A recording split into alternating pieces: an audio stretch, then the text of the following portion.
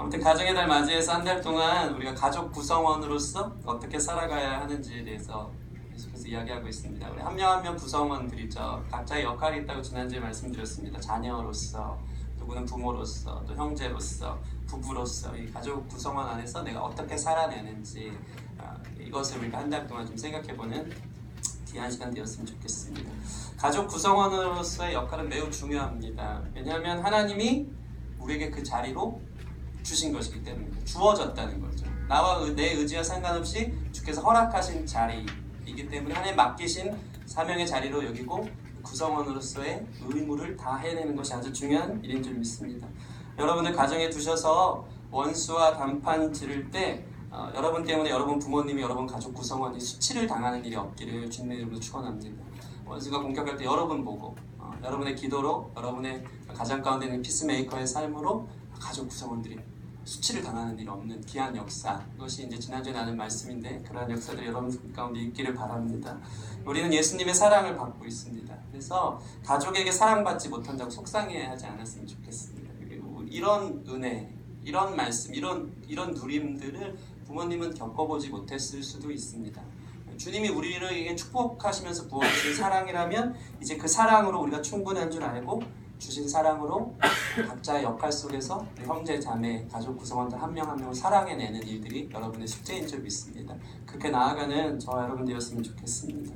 에베소서는 사실 그것을 말하고 있습니다. 에베소서는요 1장부터 6장까지 있는데 전반부는 우리를 교회로 부르신 내용들이 나와 있습니다. 너희는 교회다. 내가 너희를 구원하여서 교회로 부른 내용이 전반부에 있는 거예요. 그러니까 우리는 먼저 하나님의 부름받은 사람이라, 하나님 사랑을 입은 사람들, 주님의 구원의 크기, 그 은혜가 무엇인지 우리가 깨달은 사람들이라는 것인데 그 사랑을 받았으니까 후반부로 가면서 개인의 역할로 이제 들어가는 것이죠. 그렇기 때문에 너는 부부로서 어떻게 사랑하고 섬길 건지, 그렇기 때문에 너희 부모님을 너희가 어떻게 사랑하고 섬길 건지, 종과 상전의 관계에서 너는 어떻게 섬길 것인지라고 자연스럽게 구원이라는 큰 은혜로 시작해서 뒤쪽에 가서는 실제적인 삶의 적용들로 에베소서가 끝나는 것을, 마무리되는 것을 여러분 볼 수 있습니다. 이 에베소서의 마무리를 지면서 에베소 5장 20절 21절은 이렇게 나와 있습니다. 범사의 주 예수 그리스도의 이름으로 항상 아버지 하나님께 감사하며 그리스도를 경외함으로 피차 복종하라. 복종하라. 따라해 보겠습니다. 피차 복종하라. 이것이 에베소서의 결론인 것입니다. 구원받은 사람으로서 주께서 우리를 사랑하시고 하나님께서, 예수님께서 하나님께 복종하고 순종하듯이 너의 삶에 피차 복종하는 그러한 교제와 관계가 이루어지길 원한다. 이게 우리의 적용점으로 나타나 있는 것입니다. 아내와 남편으로, 부모와 자녀로, 종과 상전으로 우리가 주님께 복종하듯이 그리스도의 이름으로 피차 복종해야 하는 관계들로 마무리 짓고 있는 것을 볼 수 있습니다. 여러분 항상 얘기하지만 이 예배는 하나님께 구원에 대한 감격에 대해 찬양하는 것이지만 동시에 예배는 시작입니다. 여러분의 마무리는 삶을 통해서 드러났으면 좋겠습니다. 이게 정말 중요한 말씀인 것 같습니다. 여러분 삶은 어떠한지, 여러분 모든 관계 안에서 피차 복종함으로 삶의 예배에서 승리하고 있는지를 꼭 점검해 보시는 시간 되었으면 좋겠습니다. 다시 말해서 주님과의 관계를 생각하며 역할을 잘 수행하라는 것입니다. 주님이 먼저 우리를 그렇게 사랑하셨으니까 너희도 그렇게 사랑하라는 것입니다. 영광스러운 교회로 세우심은 거창하지 않습니다. 매우 심플합니다. 삶으로 피차 복종함으로 나타나는 일이 있어야 하는 것입니다. 주님이, 하나님이 지금 이렇게 말씀하시면 너 지금 나 사랑하니? 이렇게 말씀하셔요. 그거 어떻게 하는 건지 아니? 갑자기 그 생각나네. 지금 사랑 나랑 하니? 이게 되게 웃긴 건데. 너 지금 나를 지금 사랑 나랑 하니? 아무도 웃지 않는 주여 다시는 안 하는 걸로. 주님이 지금 물어보는 거예요. 너 지금 나를 사랑하니? 라고 물어보는 거예요. 지금 그게 부모님을 사랑하는 모습으로, 그렇죠? 자신의 아내를 사랑하는 모습으로, 이웃을 사랑하는 모습으로 증명해 보라는 것입니다. 그게 마침표라는 것입니다. 예수 믿는 것은 모든 관계 안에서 주님 볼 때 부끄러움 없이 잘 사는 것인 줄 믿습니다. 여러분 모두 그런 의미에서 효자 되었으면 좋겠습니다. 그게 예배입니다. 옆 사람 보면서 효자 되세요. 네, 그러길 바랍니다. 여러분 오늘 본문은 사도 바울이 10계명에서 제5계명인 내 부모를 공경하라 라는 말씀을 인용한 것입니다. 우리 함께 볼까요? 6장 1절에서 2절 말씀 같이 한번 다시 읽어보도록 하겠습니다. 6장 1절에서 2절 시작. 자녀들아 주 안에서 너희 부모에게 순종하라. 이것이 옳으니라. 내 아버지와 어머니를 공경하라. 이것이 약속이 있는 첫 계명이니. 이 10계명에 나타나 있는 5계명의 내용을 인용해서 바울의 언어로 거의 인용해서 지금 풀어내고 있는 것을 볼 수 있습니다. 여러분 10계명에 대해서 잠깐 좀 우리가 좀 생각해 봤으면 좋겠습니다. 10계명은요 1계명부터 10계명까지 잘 묶여져 있어요. 서로 연관이 있습니다. 서로 연관을 주고 영향을 주고 있는 것을 우리가 볼 수 있습니다. 다 아시겠지만 1에서 4계명은 하나님에 대한 법이었죠. 하나님을 사랑하는 법. 나머지 5에서 10계명까지는 사랑, 이웃을 사랑하는 법으로 나뉘어져 있는 것을 볼 수 있습니다. 근데 그 중에서 4계명이 있습니다. 오늘 부모 공경은 5계명인데 4계명이 여러분 무엇이죠?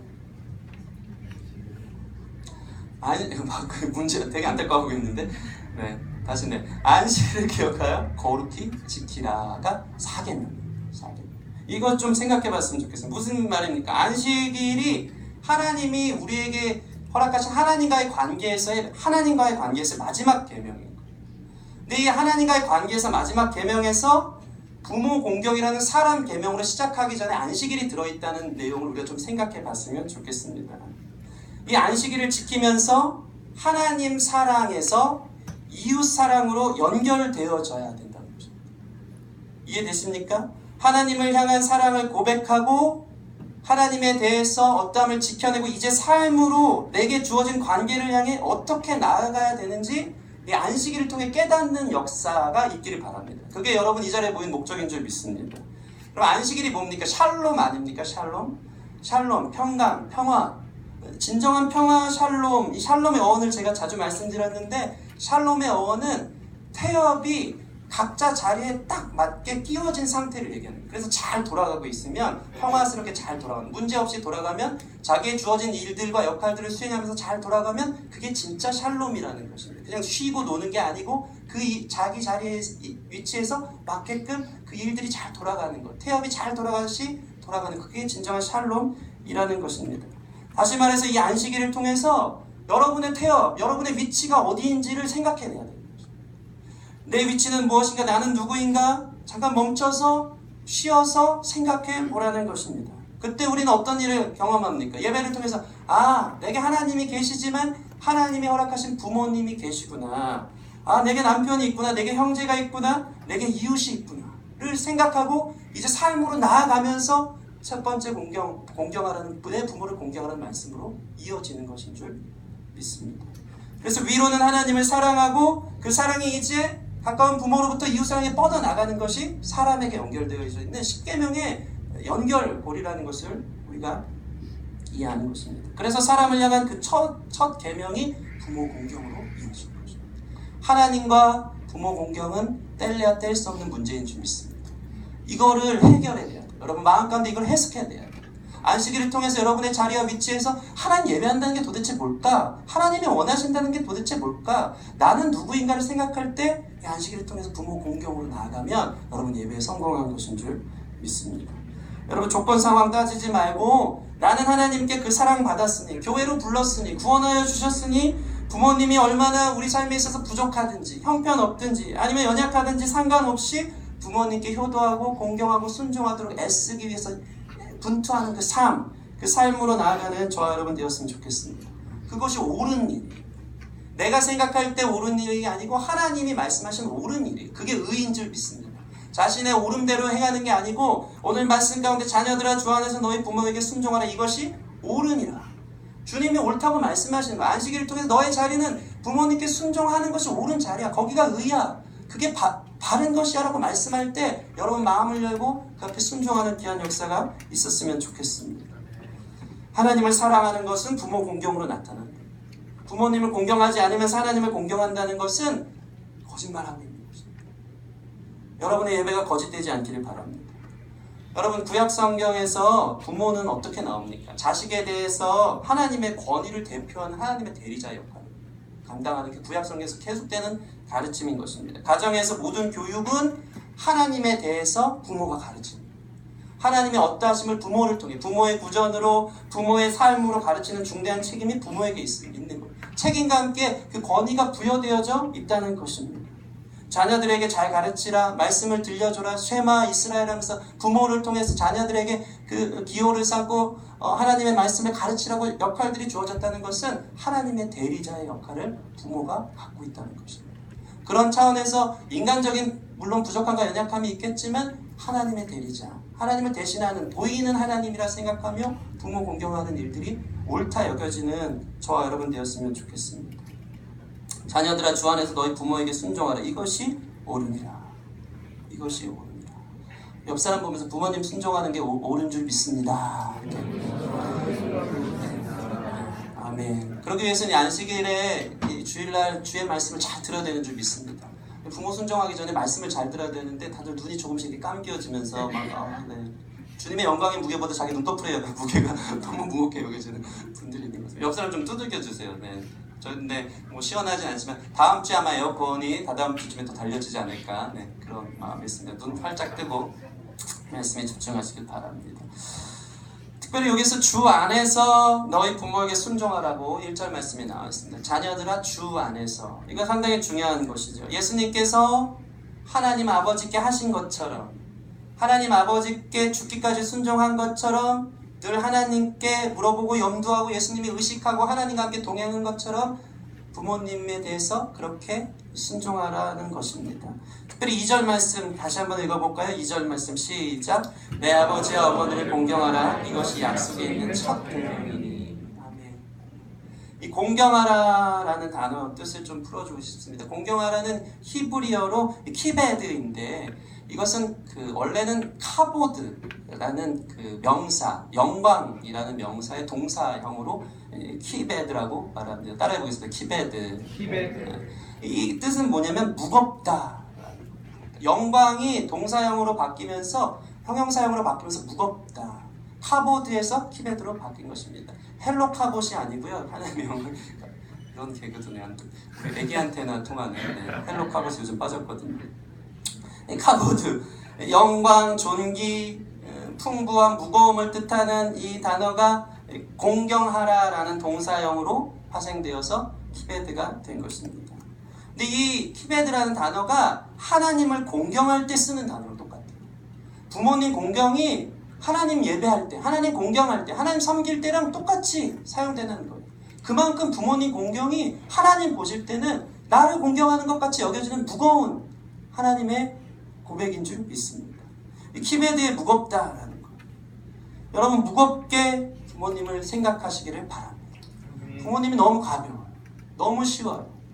요즘 날 많은 사람들이 이 말세에 고통하는 때가 이르러 제가 잠깐 읽어드릴게요. 디모데후서 3장 1절부터인데요. 다 아시겠지만 제가 읽어드리겠습니다. 너는 이것을 알라. 말세에 고통하는 때가 이르러 사람들이 자기를 사랑하며 돈을 사랑하며 자랑하며 교만하며 비방하며 부모를 거역하며 감사하지 아니하며 거룩하지 아니하며 무정하며 원통함을 풀지 아니하며 모함하며 절제하지 못하며 사나우며 선한 것을 좋아하지 아니하며 이렇게 풀어가는데 말세의 증상 중에 하나가 부모를 거역한다라고 나와 있어요.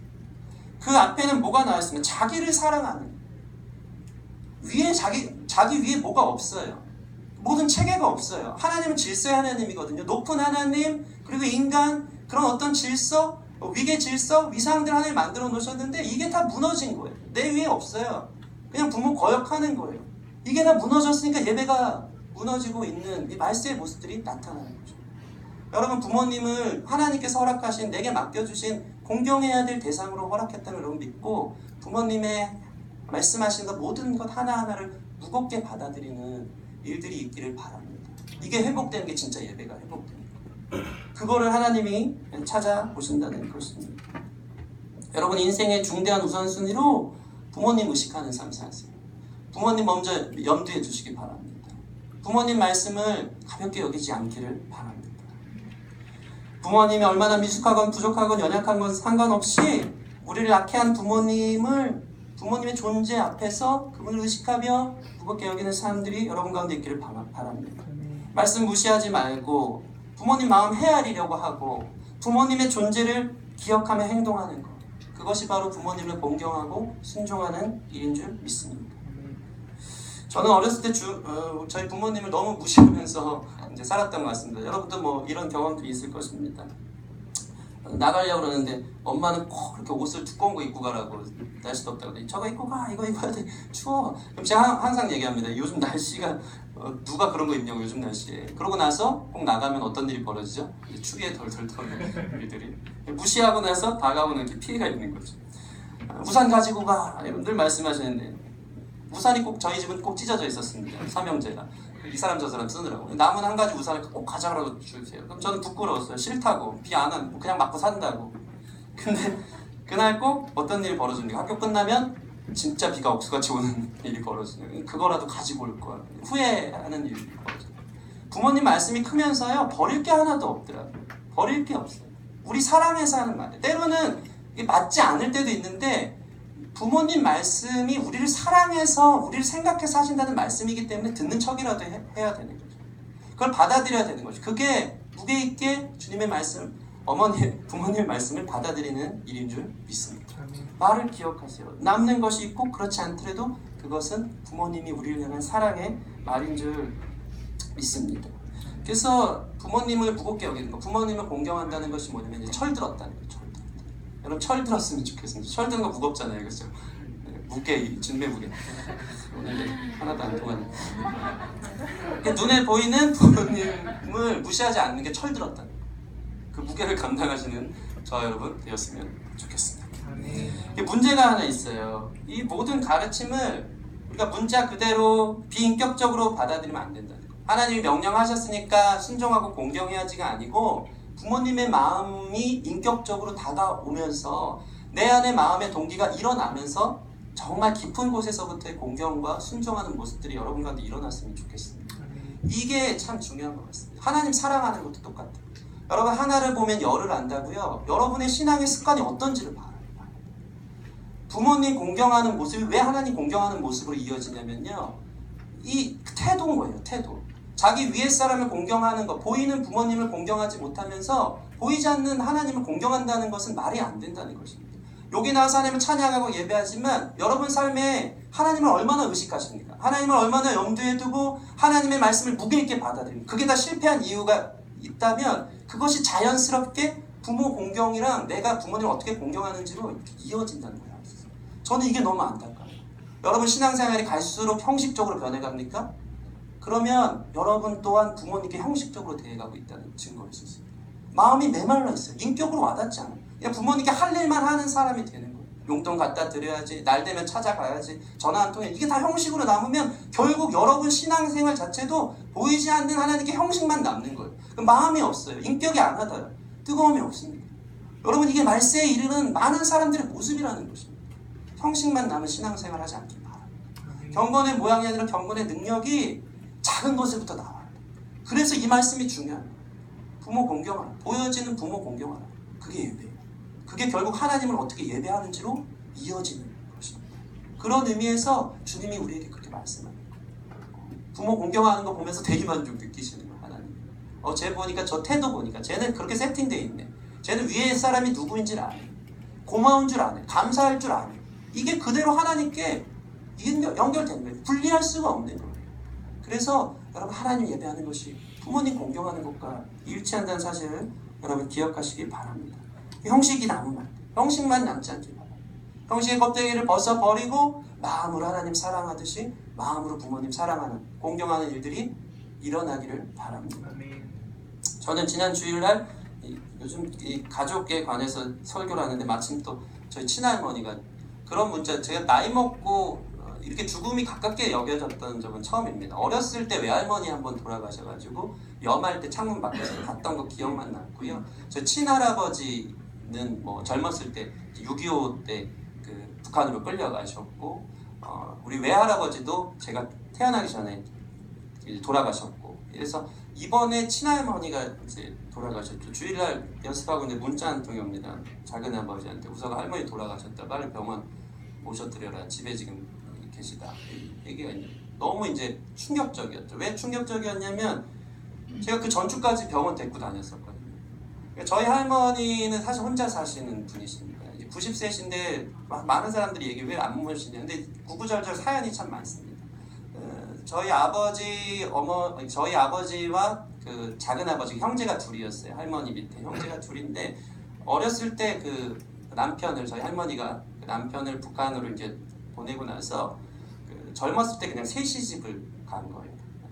결혼을 다시 하신 거예요. 두 아들은 그냥 버리다시피 우리 그 친척 쪽에 맡겨놓고 두 아들이 그냥 부모 없이 사실 컸습니다. 거기서부터 관계가 이제 어그러지기 시작하고 그냥 새아빠 뭐 관계도 안 좋고 그냥 그렇게 살아오다가 결국 그 새로 시집 가신 거기서 새아빠도 이제 죽게 되고 혼자 이제 금호동에서 계속 사신 거죠. 그때부터 이제 들어와서 살기가 좀 힘든 상황인데 나이가 90이면 또 그러니까 명절 때나 봤었던 것 같아요. 어렸을 때부터 명절 때나 보고 가끔씩 이제 제가 어렸을 때 저희 어머님이 일 나가시면 일주일 정도 오셔갖고 봐주고 근데 관계가 서먹하니까 그게 해결이 안 됐었어요. 그때까지.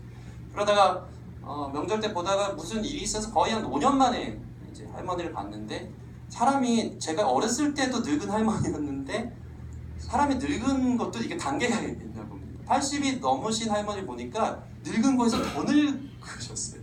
완전 파파 할머니 마음이 좀 이제 안 좋았죠. 안 좋았는데 저희 이제 작은 아버지, 저희 아버지 뭐 이제 관계가 틀어지고 그래도 이제 가서 뵙고 이랬던 것 같은데 그 슬하에 이제 손주들이 7명이나 있습니다. 저희는 3형제, 저희 작은 아버지 밑에 4이나 이제 있죠. 자녀들도 많은데 뭐 한 달이 건너서 제가 볼 때는 안타까우면서 어떻게 해야 될 수가 없는 상황이었죠. 그런 상황에서 병원 데리고 갈 사람이 없는 지금 상황이어서 나름대로 그래도 시간 쪼개고 해서 예약하고 병원 데려다주고 심장에 이제 물이 차기 시작한 것인데 이제 90세 넘으신 할머니. 그런데 한 주 전에 이제 병원에 갔을 때만 해도 다음 그 예약 날짜 받아놓고 진료 날짜 받아놓고 그때까지 좀 호전되지 않으면 그때 입원해도 된다 이렇게 얘기가 된 상태였죠. 근데 그 사이에 이제 돌아가신 거죠. 제가 마음이 너무 무너지고 그냥 입원시킬 걸 괜히 그 책임을 제가 다 이제 받기 시작하는 거예요. 그리고 그 마지막 진료하고 나서 집에 들어갈 때 그때 저녁 때 저한테 스케줄이 있었어요. 이제 연습이 있었습니다. 연습이 있어서 저녁 타임인데 할머니께 그래도 할머니 식사 어떻게 하실래요? 근데 정정하셨어요. 말씀도 너무 잘하시고 얼마나 똑똑하시냐면 길도 저한테 막 가르쳐 주십니다. 90세 되신 할머니가 일로 가야지 병원이라고 내비게이션 치면 왜 글로 가냐고 내비게이션보다 자기가 더 똑똑하고 고집도 있으세요. 막 같이 살자 그래도 난 혼자 사는 게 좋아 혼자 맨날 이랬던 분이시거든요. 마음에 뭐 많은 응어리나 상처가 있으셨겠죠. 그날 밤에도 병원 진료 받고 들여보내는데 난 빵이랑 우유만 있으면 된다고. 제가 철딱선이 없이 빵 우유 비닐봉다에 사다가 그거 넣어주고 온 거예요. 그게 너무 걸린 거예요. 그게 너무 걸린 거예요. 내가 진짜 미쳤구나. 내가 마치 그 상 치르고 마지막 가서 할머니 이제 경찰들 와 있더라고요. 지체 수습하면서 보는데 마음이 진짜 찢어지는 마음이 있기 시작한 것입니다. 그러면서 느끼는 마음이 나 지금 잘 살고 있는 게 맞나 싶은 거예요. 정말 부끄러운 고백인데 제가 목사지만 제 앞에 할머니이긴 하지만 충분히 공경하고 사랑할 기회를 하나님이 주셨는데 그 기회를 놓쳐버린 것 같은 생각이 너무 제 마음을 후회스럽게 한 것입니다. 인생이 여러분 짧습니다. 에베소서 보면 세월을 아끼라 때가 악하니 세월을 아껴야 돼요. 여러분의 삶의 우선순위를 자기중심, 나 성공 이게 아니고 여러분 앞에 놓여있는 가장 중요한 일을 여러분 삶의 우선순위로 두길 바랍니다. 그게 무엇입니까? 율법이 강조하는 거 아닙니까? 사람이 소중하다. 생명이 소중하다. 그게 예배다라고 말씀하는데 제가 할머니 돌아가시고 나서 그게 깨달아지기 시작합니다. 너무 죄송하고 송구하고 너무 잘못됐다는 그런 마음들이 들기 시작했다는 것입니다. 여러분 부모님 여러분 살아계신지 뭐 다 상황들이 있겠지만 주님이 기회 주실 때 사랑하기를 바랍니다. 주님이 늘 그러지 않습니까? 주님께서는 뭐 우리가 기도합니다. 하나님 저 형제를 용서할 수 있게 해주세요. 하나님이 용서할 마음을 주시기보다 그 사람을 용서할 기회를 주신다. 그 타임 용서할 기회. 하나님 저 형제를 사랑할 마음을 사랑하게 해주세요. 사랑할 마음이 아니고 사랑할 수 있는 기회를 주시는 거예요. 계속 그 사인을 주세요. 지금이야. 지금 이 기회를 통해서 네가 그 형제를 사랑한다는 것을 증명해봐. 내가 기회를 줄게. 지금 기회야. 지금 기회를 통해서 너가 그 형제를 용서하는 것을 증명해봐. 그럼 그게 너 안에 용서의 마음이 생긴 거고 그 기회를 선용해서 넌 용서한 사람이 된다. 시간이 화살같이 가더라고요.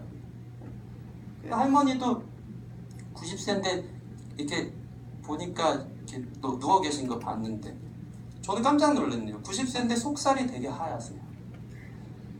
그렇게 시간이 빠른 거예요. 그냥 여인 한 사람, 얼굴은 파파 할머니가 됐는데 속살은 되게 하얗어요. 그래서 너무 깜짝 놀랐어요. 세월이 진짜 빠르구나. 갑자기 생명이 가서 이렇게 그냥 주검으로 있는 모습을 보면서 기회 놓쳤구나. 그러면서 그 생각 딱 나는 거예요. 그 도적 맞은 사마리아인, 선한 사마리아인 비유가 생각나는 거예요. 도적이 맞아갖고 쓰러져 있는데, 사람이 쓰러져 있는데 제사장 그냥 그 길 지나가지 않습니까? 그죠? 레위인 그냥 지나가지 않습니까? 자기 사역 바쁘다고, 자기 일 바쁘다고, 내가 해야 될 거 바쁘다고. 근데 예수님이 칭찬하는 사람 있지 않습니까? 선한 사마리아인. 이 사람은 자기의 물질과 시간이 바쁜 스케줄임에도 불구하고 그 죽어가는 사람을 위해서 걷어서 다 돌봐주고 치료해주고 갔다 와서 그 자녀 비용도 다 들여주면서 자기의 우선순위를 이 사람 살리는 데 두었다는 거죠. 제가 딱 그 레위인 같은 사람이에요. 사역한답시고 뭐 한답시고 우선순위 결정하지 못해서 더 잘할 거죠. 이 마음들이 제 안에 들기 시작했던 거죠. 여러분 도전합니다. 여러분이 말씀 앞에 선다는 것은 그냥 여러분이 진짜 말씀을 듣고 이웃을 사랑하고 여러분에게 주어진 많은 사람들을 사랑하는 기회를 잘 지켜내는 거예요. 그것이 진짜 예배하는 하나님의 사람인 줄 믿습니다. 레위인 같은 사람, 이게 실전인 거예요. 실제인 거예요. 레위인 같은 사람, 그런 사람, 제사장 같은 사람 되지 않았으면 좋겠습니다. 형식만 남은 사람 되지 않기를 바랍니다.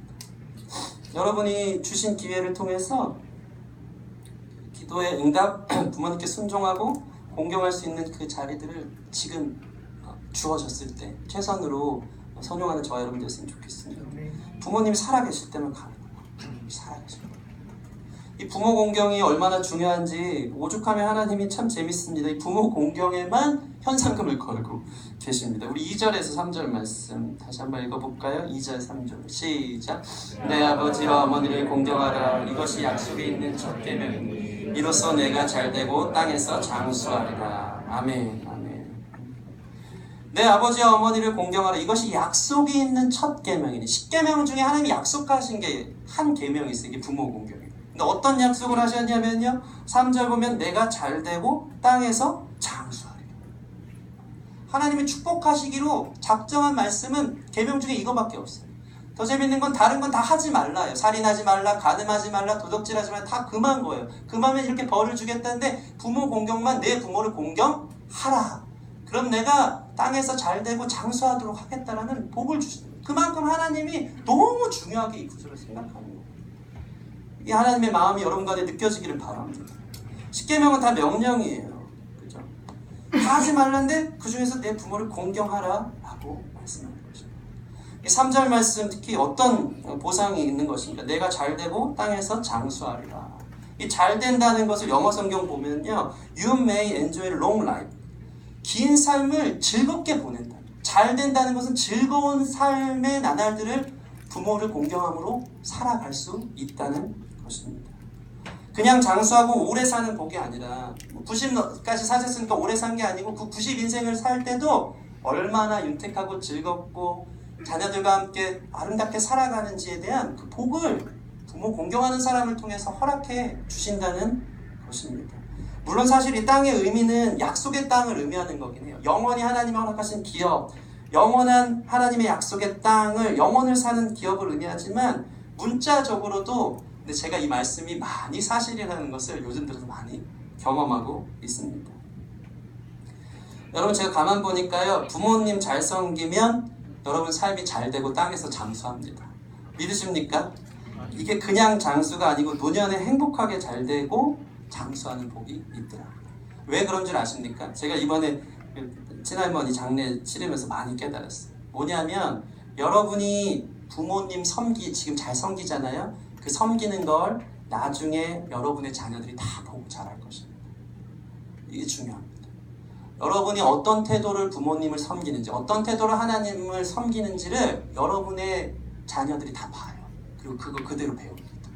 배워서 여러분이 섬기는 그 모습대로 여러분의 자녀들이 여러분이 부모님 되었을 때 그렇게 봉양하고 공경하는 일들이 벌어질 거예요. 그럼 자녀들의 섬김과 돌봄으로 여러분이 나이 먹어도 늘 웃고 즐겁고 장수하고 오래도록 가족과 함께 지내는 일들이 있게 될 줄 믿습니다.